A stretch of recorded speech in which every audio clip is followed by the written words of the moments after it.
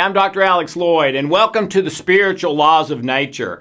Today I have a really special one for you. At least that's what I believe. I hope you feel that way when it's over.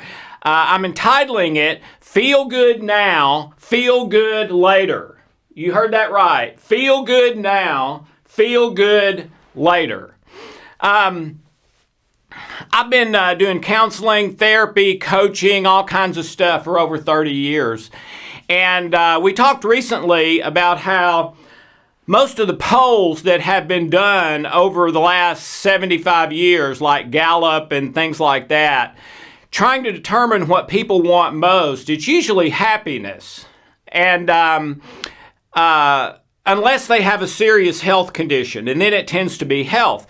But on the happiness, when you dig down into happiness and how they define it, it's really feel good now, feel good later. And so this is really what, in my experience, is the number one issue for every person on the planet.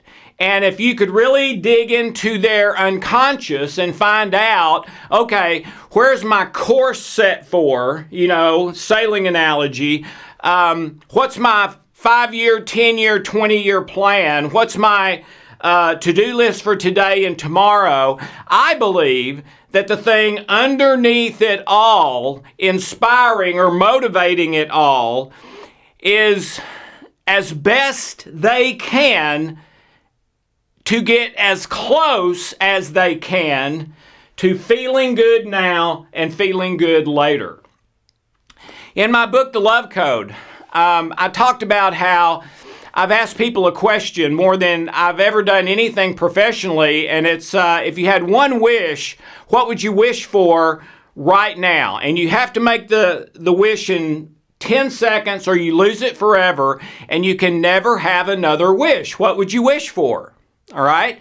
And way over 99% of all people I've asked in over 30 years of asking that, and it's probably, I know it's in the hundreds of thousands, maybe not the millions, but the answer, 99+% of the time, is a physical or external circumstance. Money, a health problem to go away, someone else to start doing something or stop doing something, or to become rich and famous, or to write the best-selling book, or to win the championship, to get that promotion, to start that successful company, whatever. 99% of the time, it's something like that, all right?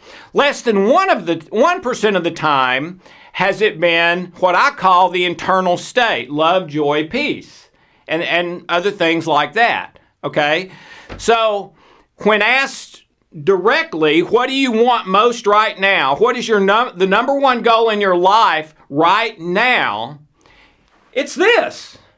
Feel good now, feel good later. Okay? Well, in the Love Code, I go on through science and research and all kinds of stuff to show, at least from my perspective, that the physical or external circumstances are not what people really want most. And so if that's what they're going for, if that's what they would wish for, if that's their number one goal, if that's the tack their sailboat is on, they're never going to get to this. They're never going to get to feel good now, feel good later. And what they really want most, even though almost none of them know it, which is really almost impossible to wrap your brain around when you think about it, is not the physical or external circumstance at all. It's the internal state of love, joy, and peace. They just don't know it, all right? They've been tricked. They've been duped. And because everyone else they know is basically living that same way, even though they're not getting the results that they want in their life, or at least not to the extent they want, they still believe that they must be doing it about right because everyone else is doing it this way.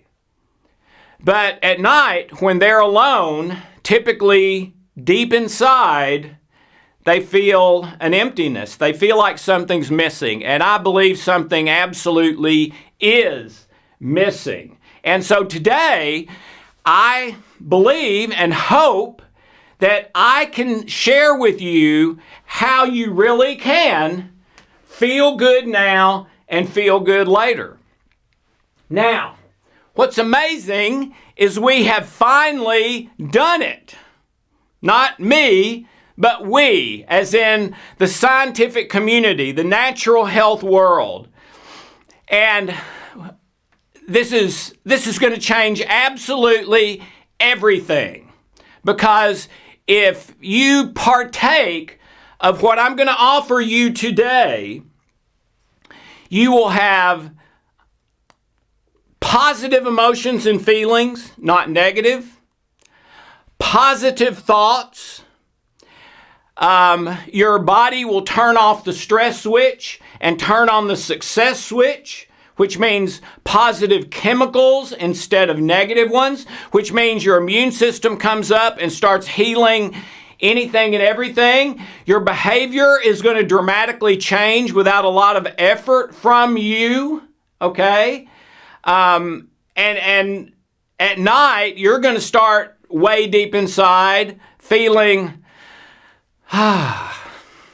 yeah, good life, good day. Wow. Okay, I'm ready to go sleep and get up and do it again. This is more what I had in mind when I was a kid, thinking about my life, okay? And we have found the solution, finally. And I'm going to tell you how to get a lifetime supply, but not quite yet. All right. When it comes to feeling good now and feeling good later, we have a choice of how we're going to go about that, okay? There's more than one way to go about that. Here's one way. These are two of my favorites. This one's actually also one of Hope's favorites, except she likes the dark ones and I like the milk ones. We both like these a lot, all right? So, on one hand this is a way to feel good now.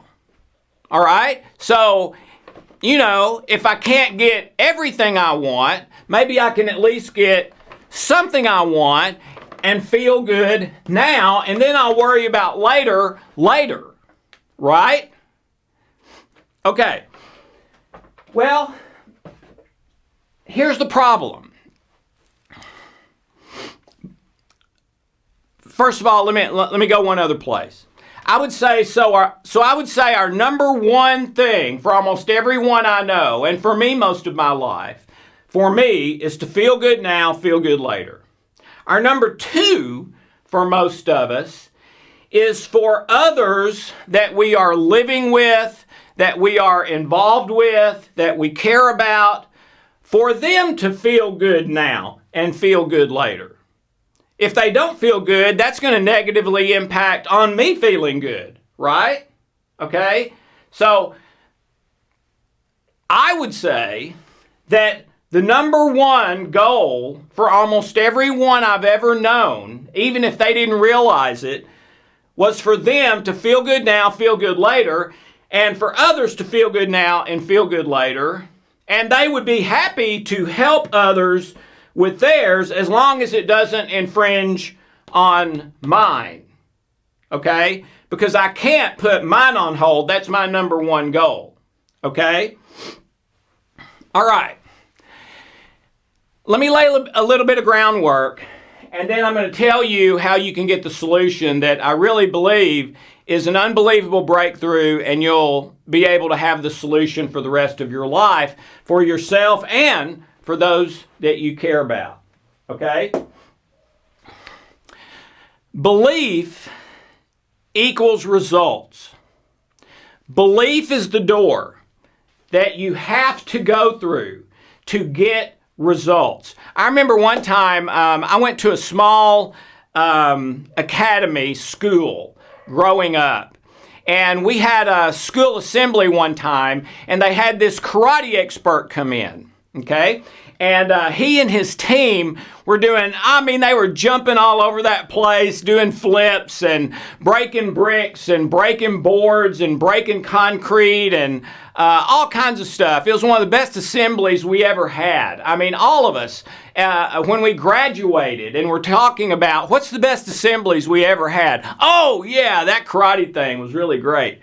Well, at the end of their demonstration, the black belt master teacher took the microphone and said, he was getting ready to close things up. And he said, you guys have been a great audience. Thanks. We had a really good time. Would love to come back. But I want to leave you with a story. And the story is, you have to find the beliefs that are most important for your life. Because belief is everything. What you believe is what you do. What you believe is what you don't do. If you believe you can't, then you can't. If you believe you can, then you can. If you believe in the wrong thing, then you're going to end up at the wrong destination. If you believe the right thing, you're going to end up at the right destination. So your beliefs are crucial to success or failure in your life, and you can't just take what your parents have said. Nothing against your parents, but you need to search it for yourself. Okay? So, all results, good and bad, go through the door of belief. All right? But all belief goes through the door of understanding.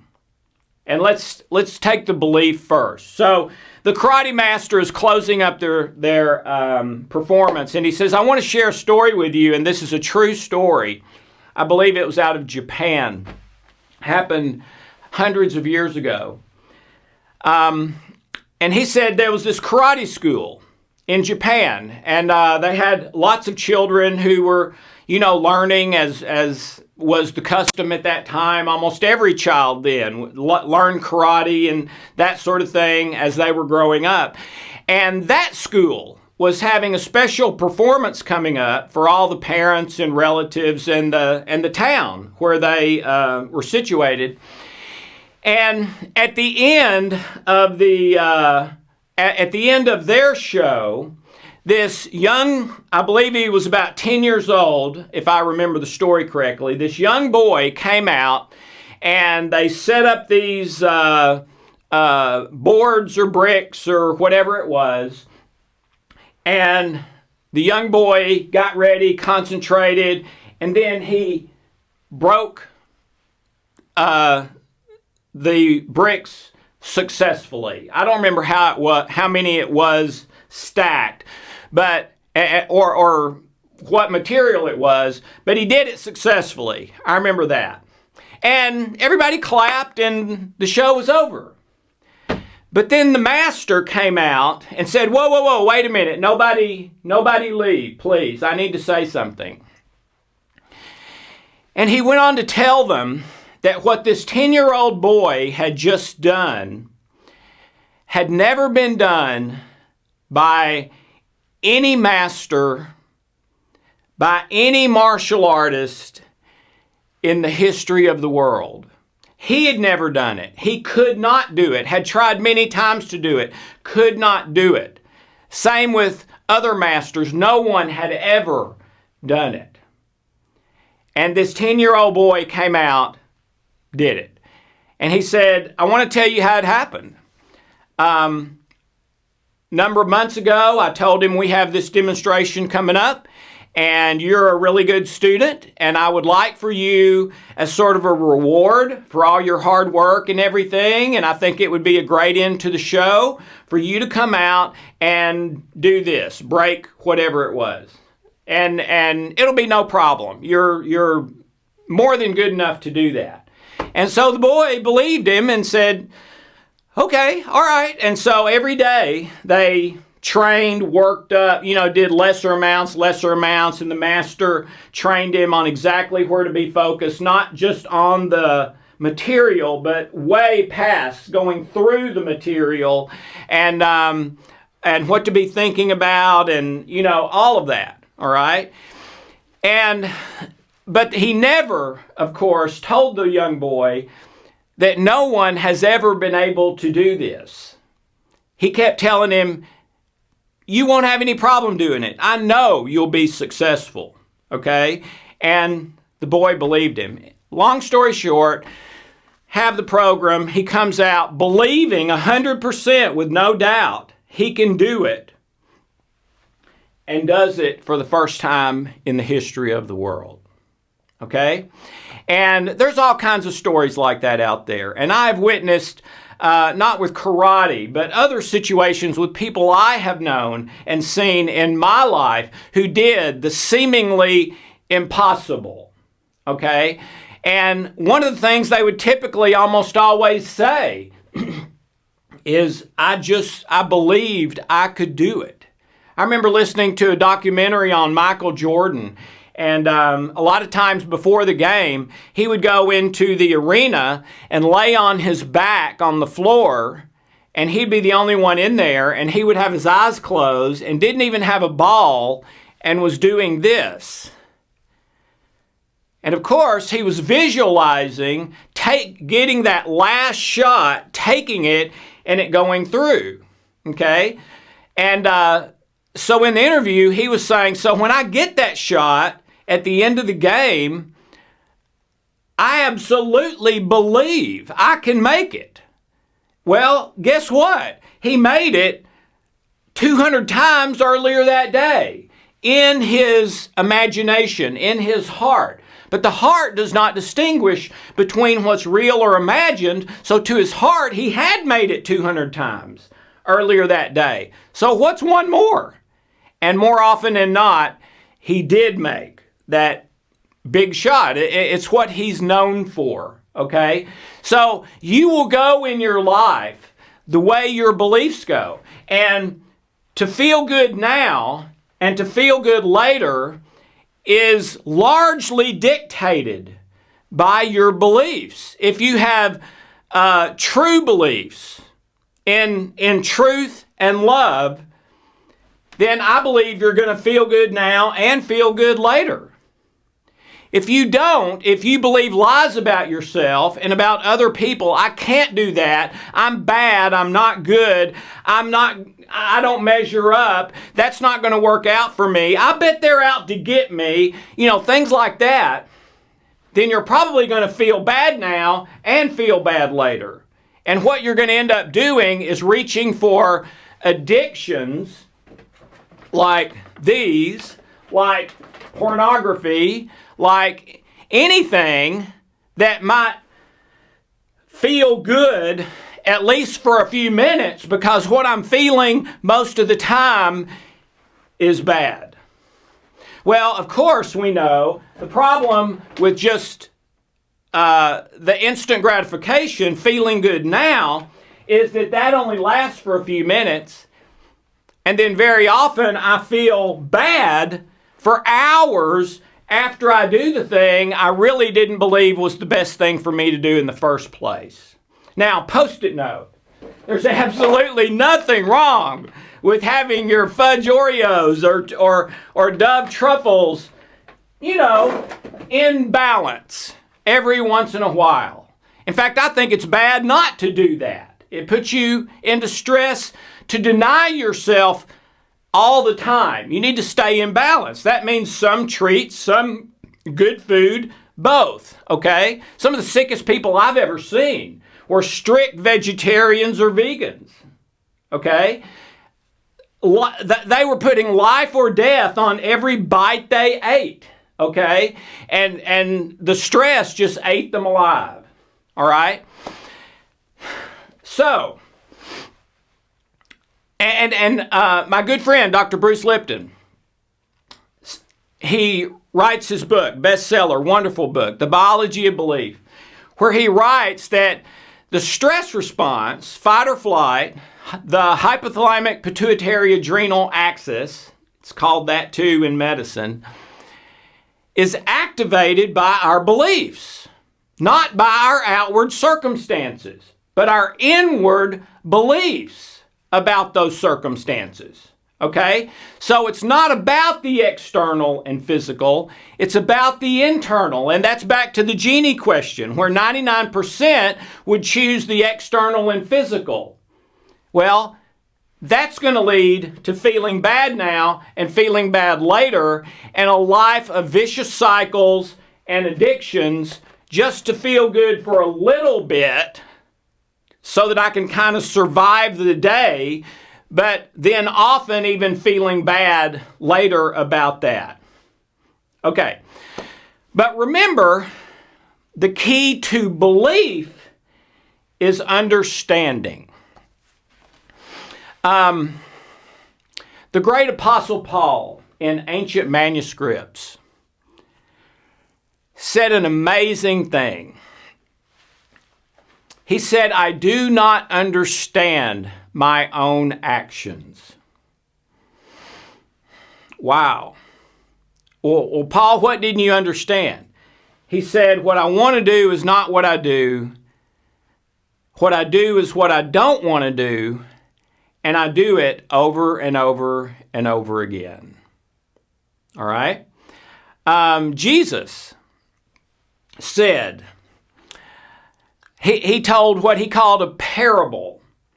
And in this parable, it's often called the parable of the sower.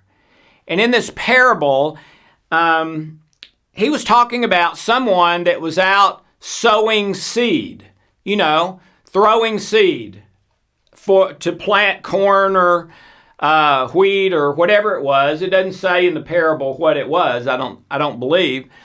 But he was sowing seed to grow a crop, okay? And in the parable, Jesus said, when he throws that seed, some of it lands on good soil and takes root and produces fruit, the wheat, corn, or whatever. Some of it lands on kind of not so great soil, but maybe still okay, and it produces fruit, but not as much. But some lands kind of on the rocks,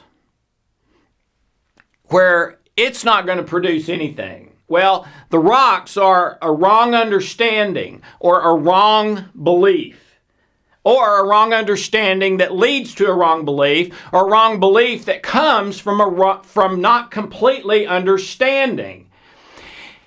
And then he says, and some seed will land on ground where it could produce fruit, but the evil one comes and snatches it away before it can be understood. So that seed lands where it could produce fruit, but picture like a bird swooping down and grabbing it and eating it, so it will never produce fruit. Well, Jesus said that snatching away of it is about understanding in his analogy. And he was saying you can hear the truth, but if you don't understand it, then it will never turn into the kind of belief that will do the impossible and break the board or make the breakthrough or lead you to your best life where you feel good now and you feel good later. To do that, you have to find the truth, the whole truth, and the word integrity means the whole truth.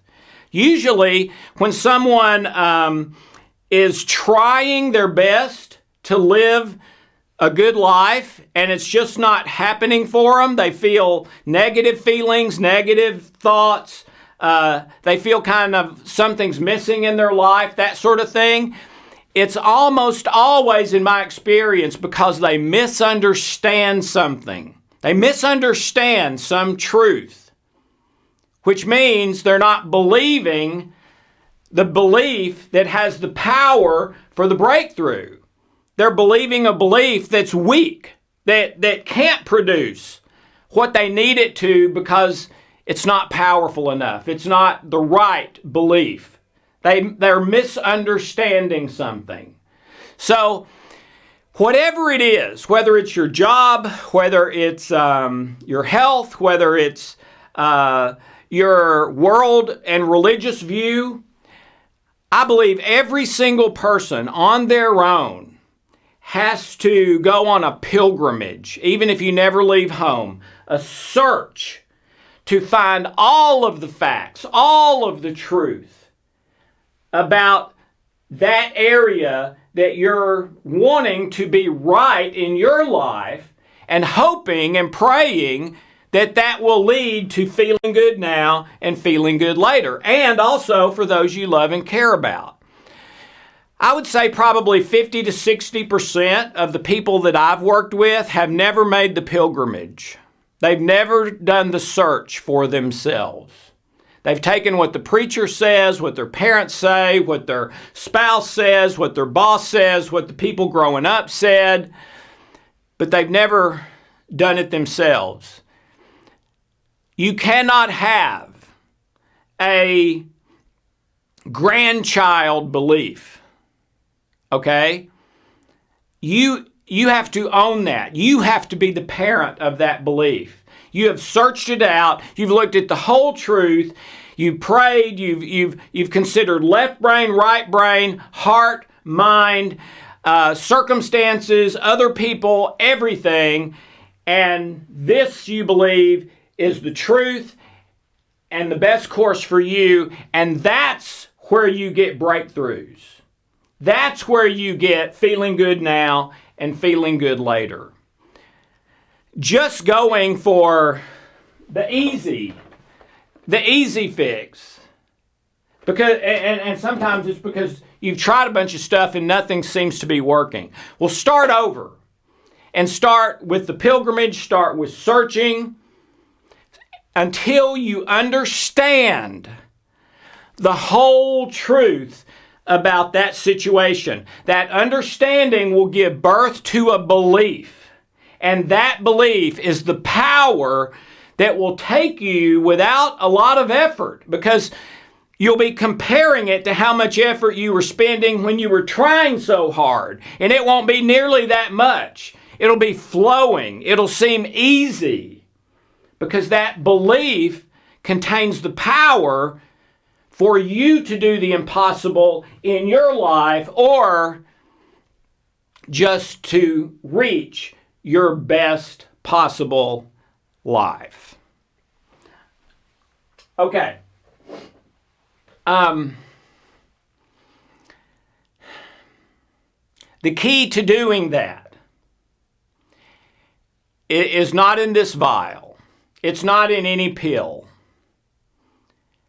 The power to do that is within you right now.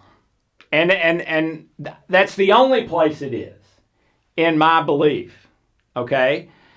But you have to search, you have to find the truth, you have to understand it. If you don't understand it, you're not there yet. If it's not working, you probably misunderstand at least one aspect of it, and you need to go back until you believe, usually when you understand something like I'm talking about, you do something like this.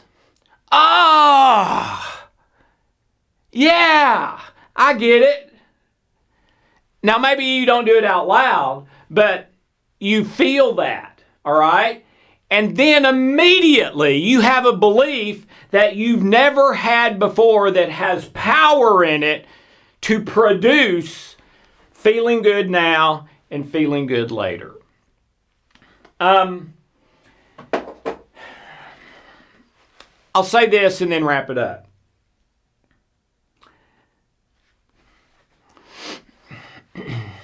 Before Hope kicked me out of the house when I was about 28 years old, said she couldn't stand to live with me, my most hated thing in the world to do was to clean toilets. And I would not do it. And if you ever got me to do it, I was mumbling under my breath and cursing and hated it every second. And if it took me 5 minutes, it seemed like an hour and a half. And I was in a bad mood the rest of the day, etc. All right? After a spiritual experience I had with God while we were separated, I was changed from the inside out.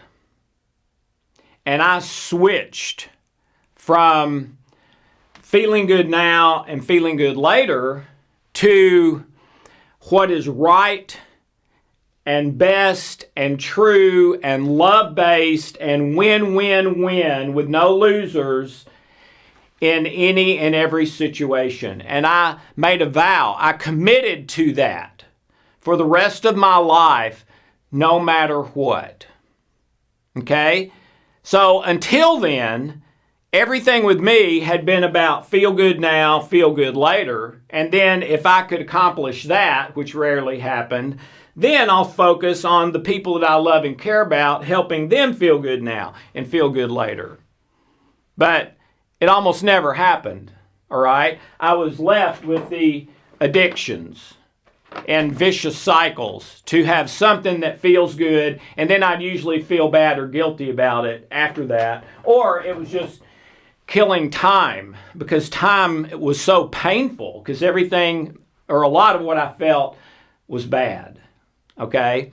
I felt bad now, and felt bad later too, when I woke up the next morning and the next week and the next month, all right?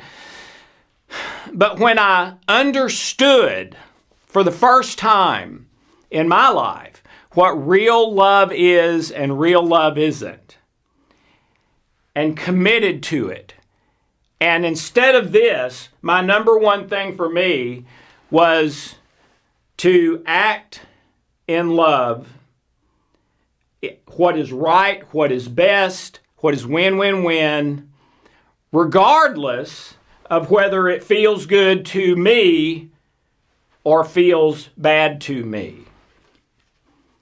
And I committed to that with all my heart. As soon as I did that, something changed in me, and it changed my whole life. It's never changed back. Now, I meant it. I wasn't just saying it, I meant it, okay? But for me, before I did that, before I made that vow,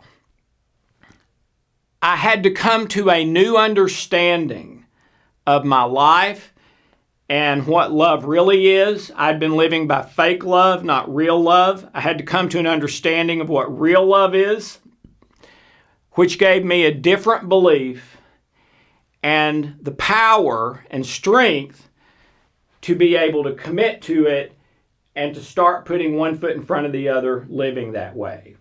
And you know what was absolutely magic that I had not expected, okay, is that from then on, the great majority of the time, I feel good now and I feel good later. Tomorrow, next week, whatever. Now, yeah, I still have painful things. I still have disappointments. I still have people close to me that die or get sick or are mad at me. I still have money issues sometimes, some physical issues, all of that. But it doesn't matter, okay? Because the meaning and purpose and identity of living in that place of love and joy and peace and leaving the results, leaving the pain and pleasure up to God, okay? Which is enormous freedom if I don't have to control the end results, all right? It has taken me to a place that I could never get to by trying to create and earn feeling good now and feeling good later. Evidence. Hope and I are back together. We're going to clean a house. She had a house cleaning business. Some of you have heard this before, sorry. She sends me off to one end of the house to clean the toilets. She goes to the other end of the house to do something else.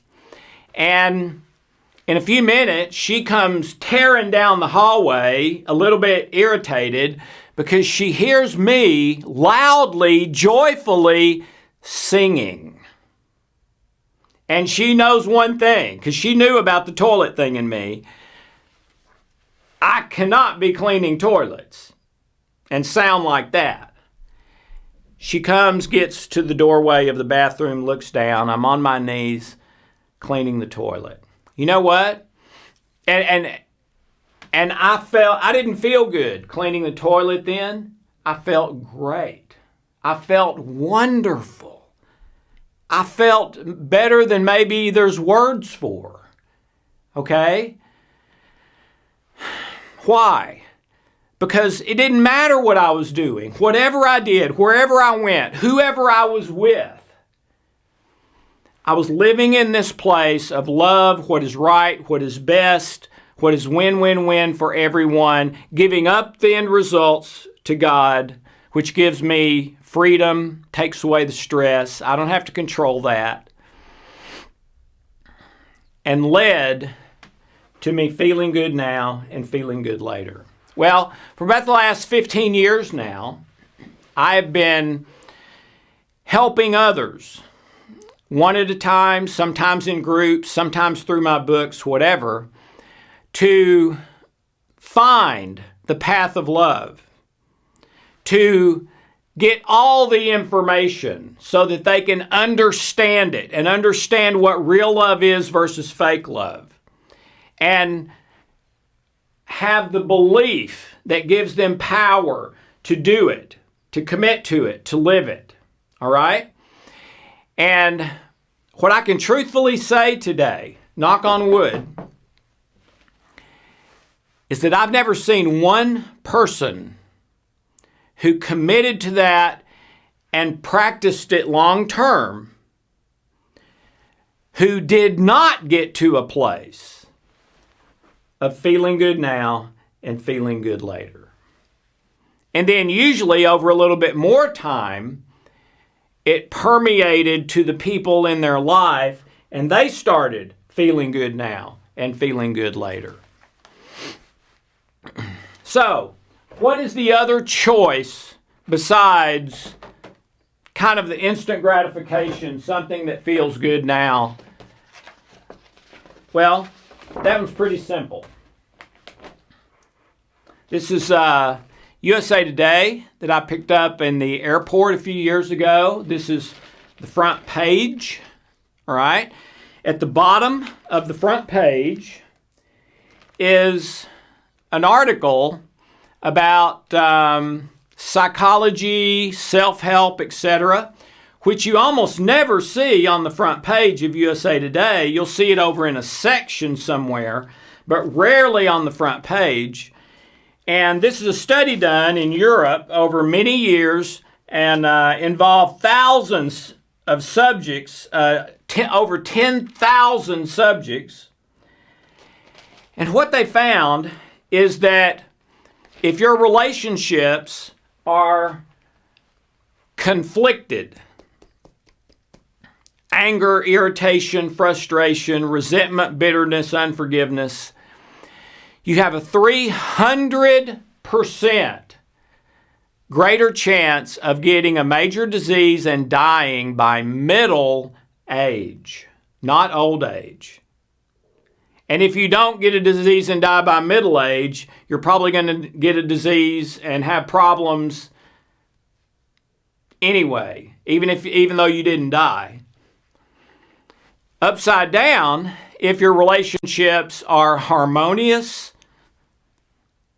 full of love, joy, peace, you have problems, but you work them out, you talk them out until you get to a place of resolution and hug each other, and you feel even better about your relationship now that problem came up because you worked through it. And working through those things takes you to a higher place even in that relationship. That's why people who've been in foxholes together in war are the closest of any people I've ever seen. I mean, they'll do anything for that person till the day they die. And so will the other person. Okay? So if they're harmonious, love, joy, peace, work your differences out. We all have them. You have a 300% chance of not getting a disease and living to an old age. Ladies and gentlemen, I've never seen one single factor make anywhere close to that much difference. So, how do you get to here? You get to here by having a little bit of this, but in balance. But your priority and focus is here. I'm going to love anyone and everyone I'm around as best I can.